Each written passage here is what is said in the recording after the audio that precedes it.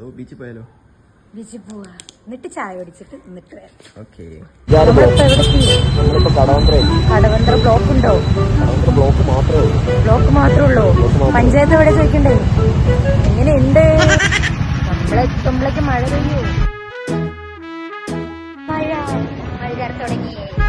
എത്രയാണെങ്കിലും നമുക്ക് ചായ കുടിച്ചിട്ട് വരുമോ?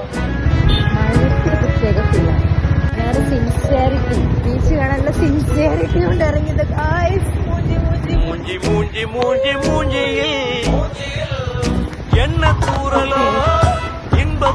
നമ്മള് ഇടയ്ക്കൊക്കെ കയറി നിക്കാട്ടോ.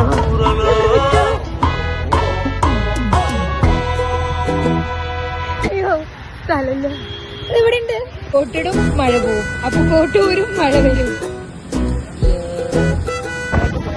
തോറ്റില്ല.